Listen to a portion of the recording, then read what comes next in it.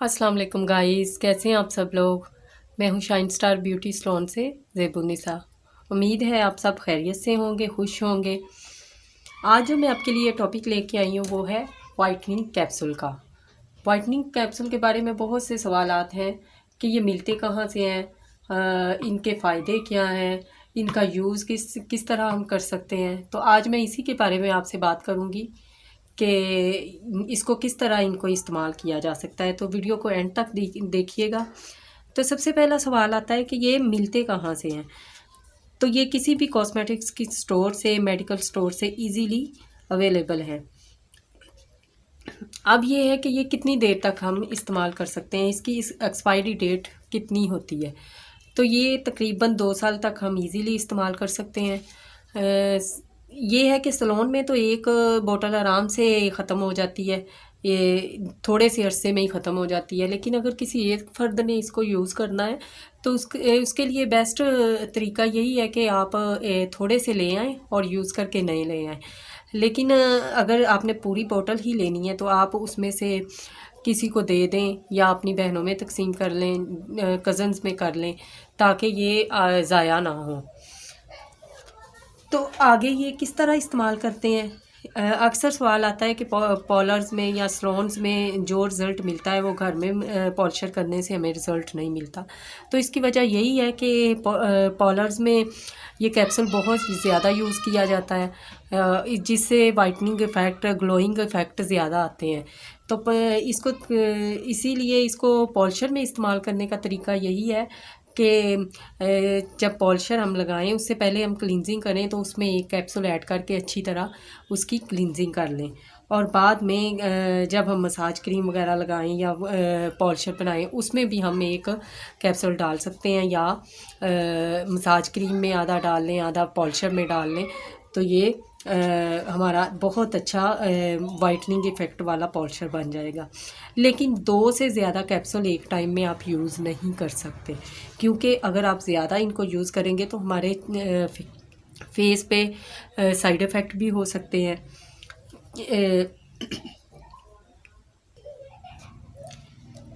Facial में आधा हम स्क्रब में भी यूज़ कर सकते हैं।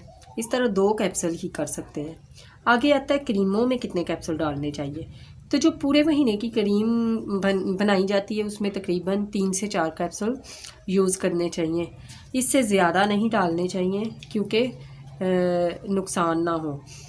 एलोवेरा जेल में भी ये कैप्सूल यूज़ हो सकते हैं। जब हम एलोवेरा जेल में यूज़ करके लगाते हैं अपने फेस पे, अपने हाथों पे, तो ये बहुत अच्छे वाइटनिंग इफ़ेक्ट देते हैं।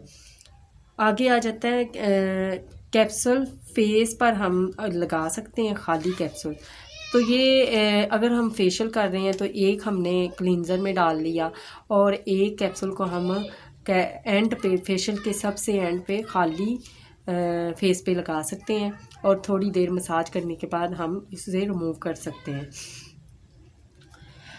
और सर्दियों में अगर कोई लोशन यूज़ कर रहे हैं, सर्दियों में भी इसके बहुत फ़ायदे हैं। सर्दियों में अगर हम लोशन, बॉडी लोशन, अपने हाथ पाँव पे लगाने वाला लोशन यूज़ करते हैं तो उसमें उसे हम वाइटनिंग की तरफ लाने के लिए, अगर आपका लोशन वाइटनिंग नहीं है तो उसे वाइटनिंग की तरफ लाने के लिए हम थोड़ा सा लोशन लेंगे, तकरीबन जो 1 हफ़्ते यूज़ हो जाए।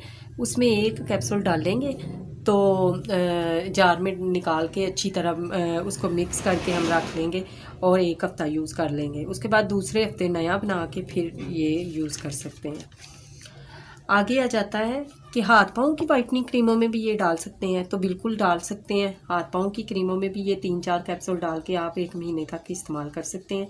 आप हाथ पाँव ज़्यादा हार्ड होते हैं, उसमें कोई नो डाउट कि इसको कोई नुकसान होगा, या आप 3 से ज़्यादा भी डाल सकते हैं, 4-5 भी डाल सकते हैं। फिर ये है कि अगर हाथ पाँव के लिए हम निविया क्रीम में एक टाइम के लिए उसमें अगर लेमन डाल लें, कैप्सूल डाल लें और एलोवेरा जेल मिलाकर यूज़ करें तो ये बहुत वाइटनिंग इफ़ेक्ट देंगे। आगे आ जाता है कि वाइटनिंग पाउडर और इनमें क्या फ़र्क है। वाइटनिंग पाउडर और ये तकरीबन एक ही चीज़ होते हैं वाइटनिंग पाउडर फॉर्म में होता है और ये लिक्विड फॉर्म में होते हैं। ये दोनों तकरीबन एक ही चीज़ होते हैं।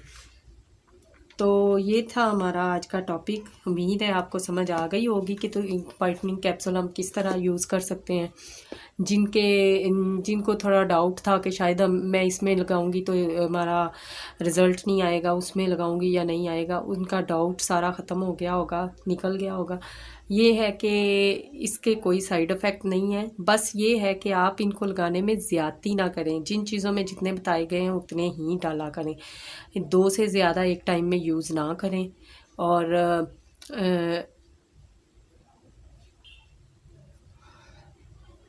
उम्मीद है आपने आज की वीडियो में बहुत कुछ सीखा होगा।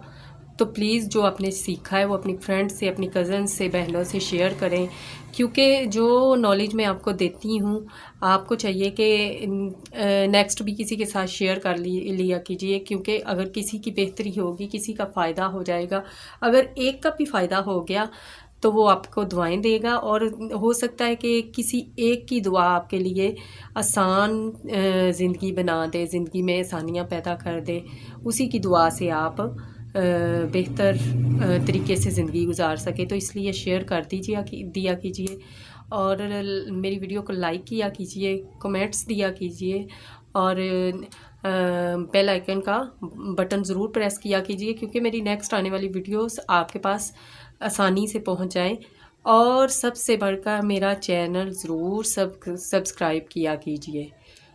तो दुआओं में याद रखिएगा, अपना ख्याल रखिएगा। मिलते हैं नेक्स्ट वीडियो, इसी तरह की नेक्स्ट वीडियो के साथ। अल्लाह हाफिज़।